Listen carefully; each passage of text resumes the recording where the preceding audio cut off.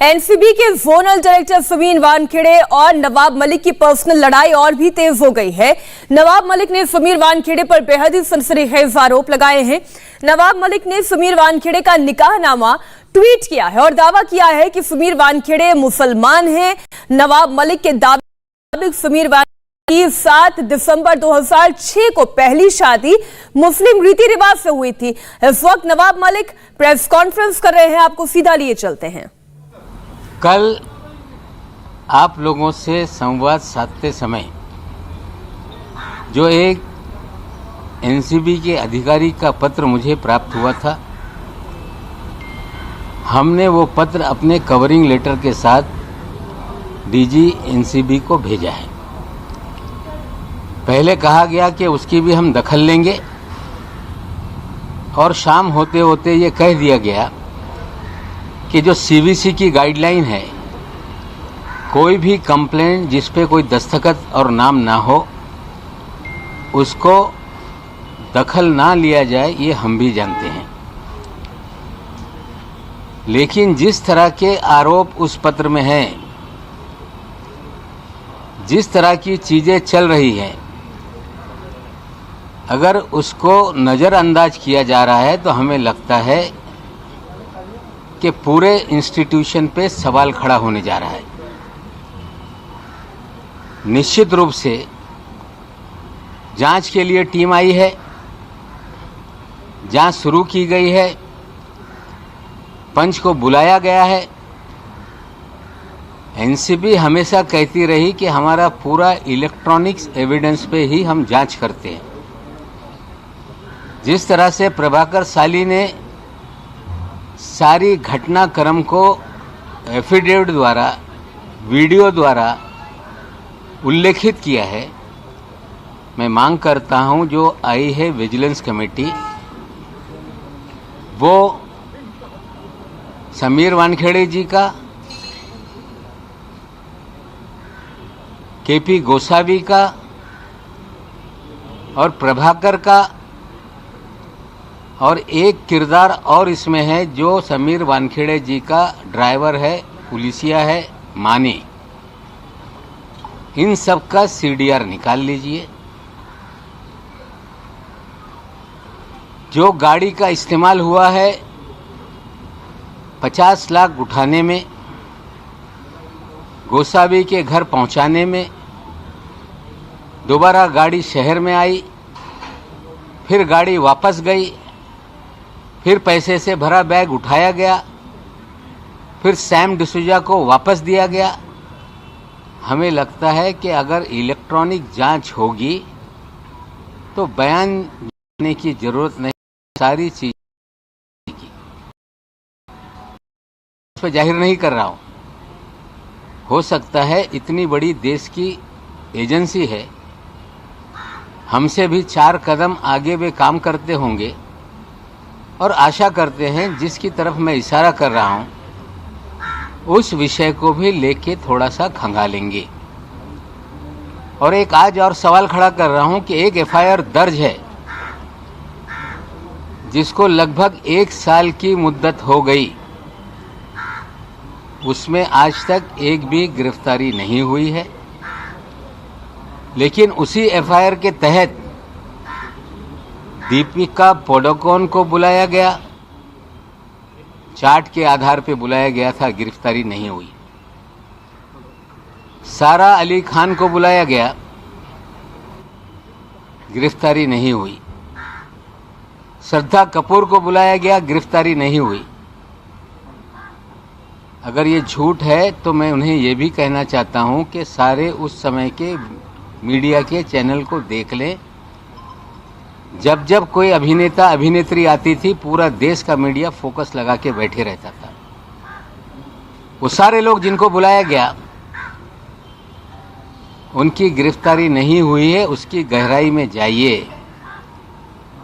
मैं ये भी कहता हूं कि मालदीव के दौरे को देखिए, उस समय कौन से अभिनेता अभिनेत्री मालदीव में थी, तो जो उगाही का खेल है वो खुलकर सामने आ जाएगा। जांच शुरू है।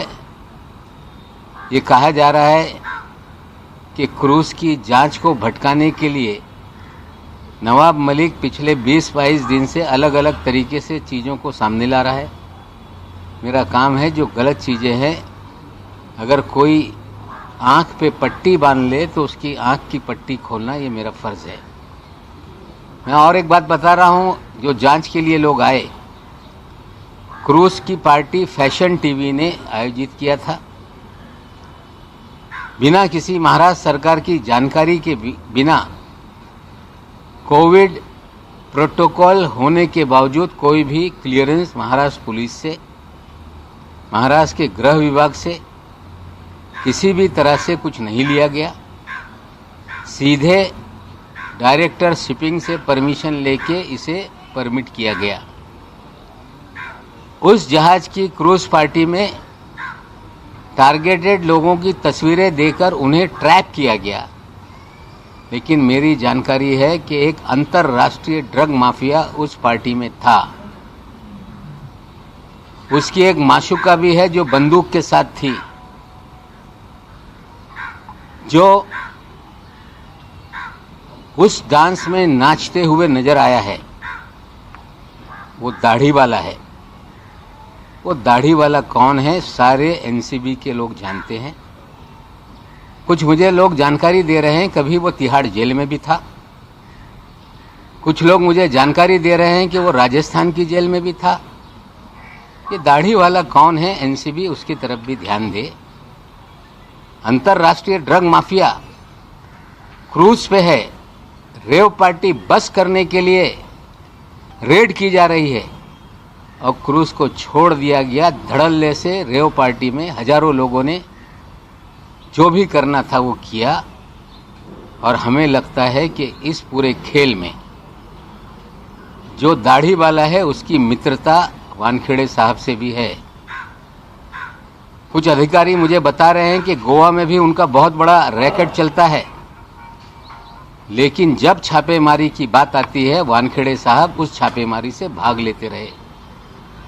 मैं जो लोग आए हैं जांच करने के लिए, मैं सार्वजनिक रूप से उन्हें कहता हूं कि आप क्रूज की सीसीटीवी मंगाइए, हर कमरे का सीसीटीवी, सारे डांस की सीसीटीवी, और जैसे खंगालेंगे दुनिया का एक बहुत बड़ा ड्रग माफिया उस पार्टी में था। उन्हीं लोगों ने ये पार्टी आयोजित की थी। खेल तो हो गया, लेकिन खेल का खिलाड़ी दाढ़ी लिए हुए क्यों घूम रहा है, इसका जवाब एनसीबी को देना पड़ेगा। ये सारी चीज़ें हैं जो मैं बोल रहा हूँ, आने वाले दिनों में उसको आप लोगों के सामने रखूँगा। लेकिन मैं क्लू दे रहा हूँ, जो लोग दिल्ली से इतनी बड़ी कॉम्पिटेंट एजेंसी है जांच के लिए आए हैं, इसकी तरफ भी ध्यान देने का काम करें। पिछले कई दिनों से जब मैं फर्जीवाड़े की बात करता रहा, मैंने एक आम सभा में भाषण कर दिया कि इनकी नौकरी 6 महीने में जाएगी और ये जेल जाएंगे। मैंने कोई पुलिसिया तंत्र का इस्तेमाल करके ये बात नहीं कही थी। जो समीर दाऊद वानखेड़े जी का फर्जीवाड़ा जीवन का है, उन्होंने, मैंने ये भी कभी सवाल नहीं खड़ा किया कि किसका धर्म क्या है, कौन किस धर्म का है। मेरा सवाल इतना ही है कि समीर दाऊद वानखेड़े ने फर्जी दस्तावेज के आधार पर शेड्यूल कास्ट का सर्टिफिकेट बनवाया और उस सर्टिफिकेट के आधार पर कंपटीशन में बैठे, आईआरएस का पद हासिल किया और देश में एक होनहार दलित, शायद किसी गांव में गरीबी में पढ़कर आगे जाना चाहता होगा या किसी शहर में झोपड़ी में रहकर उसने तैयारी की होगी, ऐसे एक होनहार दलित का अधिकार छीना गया। ये विषय हमारा ये है। हम कोई धर्म की चर्चा नहीं करते रहे। हम जो फर्जीवाड़ा समीर वानखेड़े का है, फर्जी तरीके से सर्टिफिकेट ली गई और उसके आधार पे नौकरी ली गई, ये मुद्दों को हम उठाते रहे। जब मैंने पहला बर्थ सर्टिफिकेट डाला तो सब लोग टूट पड़े कि ये फर्जी है। फर्जी है तो असली कहाँ है, उनके परिवार के लोगों को बताना पड़ेगा। आज मैंने अपने ट्विटर पे एक बहुत सुंदर जोड़ी का एक फोटो डाला है, जो 7 दिसंबर 2006 के दिन लोखंडवाला कॉम्प्लेक्स में जो शादी रचाई गई, निकाह हुआ, उस निकाह नामे को भी उसमें हमने डाला है। 2 बॉक्स उसमें ब्लैंक कर दिए गए हैं, जिसमें लड़की के पिताजी का नाम है, उनके चाचा जी का नाम है। वो ब्लैंक एड्रेस इसलिए रखा गया है कि उनको बड़े पैमाने पे धमकाया जा रहा है। उनके साथ भी बहुत कुछ चीज़ें हो रही हैं, इसलिए हमने वो 2 चीज़ें ब्लैंक रखी है। और ये भी कह देता हूँ कि कल तक जो बर्थ सर्टिफिकेट पे उंगली उठा रहे थे, वो टेम्पर्ड सर्टिफिकेट है, वो महानगर पालिका के रिकॉर्ड का हिस्सा है। ऑनलाइन सबकी बर्थ सर्टिफिकेट नज़र आती है, समीर दाऊद वानखेड़े की सर्टिफिकेट नज़र नहीं आती। हमने वो रजिस्टर में 1.5 महीने तक खोज करने के बाद स्कैन करके कंप्यूटर में है, वहाँ से हमने स्नैपशॉट निकाला है। जिम्मेदारी से कह रहा हूँ कि ये जो कागजात हमने डाले वो असली हैं, सरकारी ऑफिस का दस्तावेज है। उसमें गौर से देखा जाए तो टेम्पर करके 20 साल के बाद उसमें एक सर्कल लगा के स्टार बनाया गया, और अलग से 20 साल के बाद जो नाम का खेल है उसके अंदर भी खेला गया। आज जो निकाहनामा मैंने दिया है उसमें मस्जिद का, मदरसा है, उसका एड्रेस है, और ये सारे तस्वीर हमने रखी है। जो कल तक कह रहे थे कि हम जीवन भर हिंदू रहे, हम हिंदू मुसलमान का सवाल नहीं उठाते। इस देश में फिर मैं बता दूं कि इस देश का संविधान कानून ये कहता है कि कोई व्यक्ति धर्मांतर कर ले तो उसे शेड्यूल कास्ट का लाभ नहीं मिल सकता। विशेषकर मुस्लिम और क्रिश्चियनिटी धर्म का ये सवाल है। अगर लोगों को लगता है कि ये गलत है तो मोदी जी हैं, देश का संविधान बदल दें कि अगर कोई दलित इस्लाम या क्रिश्चियनिटी में शामिल हो जाएगा तो उसे लाभ मिलेगा। अगर यही तरीका है तो मैं भी कल दावा करूंगा कि मेरे पुरखे या मेरे जैसे इस देश में रहने वाले करोड़ों लोग, जो संघ परिवार ये दावा करता रहा, मोहन भागवत जी ये कहते रहे कि सबके पुरखे एक हैं। हाँ, हमारे पुरखे इस देश में शूद्र थे। अगर हम फिर क्लेम कर दें कि हम भी शेड्यूल कास्ट हैं तो क्या इस देश के 15 करोड़ मुसलमानों को ये लाभ मिलेगा? सवाल ये है। फर्जीवाड़ा करके एक गरीब के अधिकारों का हनन किया गया, फर्जी तरीके से नौकरी हासिल की गई। निश्चित रूप से सारे दस्तावेज जुटाए गए हैं।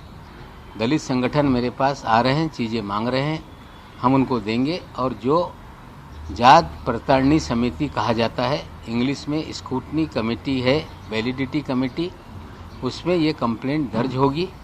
बाकायदा वानखेड़े साहब को भी नोटिस जाएगी, कंप्लेंट करने वालों को भी सुना जाएगा, सरकारी कार्यालय के दस्तावेज खंगाले जाएंगे, और हमें उम्मीद है कि ये फर्जी दाखला साबित होगा। और उसके आधार पर निश्चित रूप से जो कानून में प्रावधान है उनकी नौकरी जाएगी। उसी कानून में लिखा है कि इस तरह से फर्जी कोई दस्तावेज के आधार पर अगर कोई सर्टिफिकेट बना लेता है तो उसे 2 साल से 7 साल की सज़ा का प्रावधान उस कानून में है। आप कह रहे हैं कि बहुत से लोग आपको अप्रोच हो रहे हैं कास्ट सर्टिफिकेट को लेके, लेकिन आप पे बार बार यही इल्ज़ाम लगाया जा रहा है कि नवाब मलिक हिंदू मुस्लिम कर रहे हैं और कहीं ना कहीं बदनाम करने की कोशिश कर रहे हैं। देखिए, मैं दस्तावेज के आधार पे कह रहा हूँ, अगर वो जिस भी धर्म में हो, राइट टू रिलीजन ये फंडामेंटल राइट है। हर व्यक्ति अपने तरीके से किसी भी धर्म को स्वीकार सकता है, जब चाहे धर्म बदल सकता है। हर दिन नया धर्म बदल ले, उस पर मेरी आपत्ति नहीं है। लेकिन देश का कानून कहता है कि कोई व्यक्ति जो शेड्यूल कास्ट को बिलोंग करता हो, एक बार उसने अपना धर्म परिवर्तन कर लिया तो उसे शेड्यूल कास्ट का जो भी फ़ायदा है वो नहीं मिलता। लड़ाई ये है कि गरीब दलित का अधिकार छीना गया, और निश्चित रूप से ये हम लॉजिकल एंड तक ले जाएंगे और निश्चित रूप से कानून के तहत कार्रवाई होगी। आप भाई, दाढ़ी वाला ये ड्रग लॉर्ड जिसके बारे में आप बात कर रहे हैं, समीर ड्रग लॉर्ड वहाँ पर प्रेजेंट था, ये ड्रग लॉर्ड कौन है और वो क्या उसी दिन क्रूज पार्टी पर था, इसके बारे में थोड़ा और डिटेल दे सकते हैं? ये देखिए, अभी ये चीज़ें हैं, हमने इशारतन एनसीबी को बताया है कि दाढ़ी वाला है, उस पार्टी में वो था। संडे की शाम जब वो क्रूज शिप लौट रही थी तो उसमें वो नाचते हुए अपनी महबूबा के साथ, मेरे पास वीडियो है, बहुत सारे डांस के हमारे पास वीडियो है, हम तो देंगे। लेकिन इतनी बड़ी एजेंसी है, क्रूज के सारे सीसीटीवी फुटेज मंगाइए, जानबूझ के पार्टी कराई गई। पार्टी कराने में भी लोगों का हाथ था, ड्रग माफियाओं पे हाथ ना लगा के कुछ लोगों को फ्रेम किया गया पब्लिसिटी के लिए, ये बात सच है। अगर दाढ़ी वाला इनको नहीं मिल पा रहा है तो अगर वो ध्यानेश्वर सिंह जी मेरे पास आ जाएं, मैं दाढ़ी वाले की तस्वीर दे देता हूं, उनको नाम बता देता हूं। उनकी महबूबा इतने खतरनाक हथियारों के साथ है उसमें, हमें लगता है कि ये बहुत गंभीर मामला है। जो चीफ ऑफ डीजी हैं एनसीबी के, उनसे विनती करता हूं कि अगर सही मानों में देश से आप ड्रग मुक्ति करना चाहते हैं, सभी लोग आपके साथ हैं, लेकिन ड्रग पेडलर, ड्रग माफिया को पकड़ें, 2 ग्राम 4 ग्राम रख कर पब्लिसिटी हासिल करने का खेल बंद करें। अगर उन्हें चाहिए तो वो सारी चीजें मैं देने के लिए तैयार हूँ। समीर वानखेड़े है दाढ़ी वाला, आज नहीं तो सामने चीजें आएंगी। सर मराठीत सांगा, ज्ञानेंद्र सिंग बद्दल आप समीर वानखेड़े को जेल भेजेंगे क्या? तो नवाब मलिक ने एक बार फिर से सुमीर वानखेड़े पर हमला बोला। उन्होंने एक निकाहनामा भी आज ट्विटर पर पोस्ट किया। उन्होंने सुमीर वानखेड़े की पहली शादी की फोटोग्राफ भी आज ट्विटर पर पोस्ट की। लेटर में लगाए गए आरोपों को नजरअंदाज किया जा रहा है, यह भी कहना है नवाब मलिक का। आरोप नजरअंदाज करना मतलब पूरे एनसीबी पर सवाल उठाना है। इंडिया टीवी हर वक्त हर जगह डाउनलोड करने के लिए सर्च करें India TV news Google play store या ऐप स्टोर पर।